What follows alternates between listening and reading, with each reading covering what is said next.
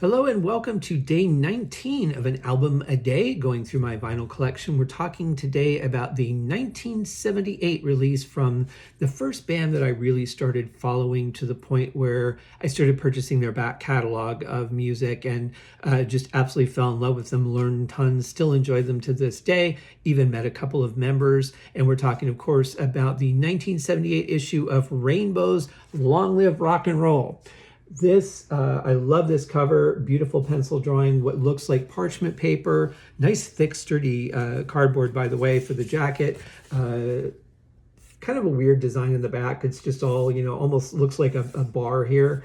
And then of course it's a gatefold. Now this banner, the Long Live Rock and Roll banner, was actually photo corrected from another band, another concert, which I learned on the Deep Purple podcast. I had no idea that happened. And this is the original 1978 issue from Polydor. And there is a verifier. There's the record number, but then there's a verifier underneath of it, which is why I'm convinced that it's an original issue. And this one's kind of a special one to me. It always was anyway. And it's more of a spring album. I remember really getting into this when the snow was starting to melt in Michigan. And I really wanted to go outside and play, but it was just too early because it was still, everything was kind of wet and there was still a lot of snow out. But this gentleman right here, David Stone, I was very happy to have played on an album with him, my band Era Patches, our album Suburban Mist, which came out, was that last year, I think. And our new one is out, Nucleus of Chaos, now.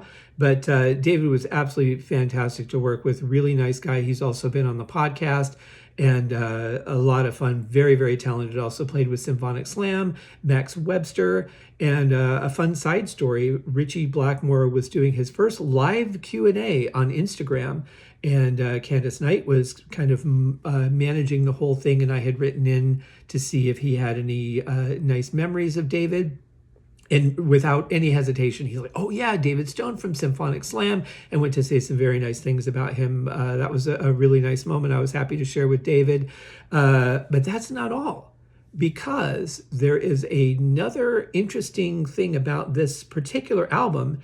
It is the only album of the entire Rainbow catalog that was ever released in a second format. And by that, I am talking about, of course, this right here.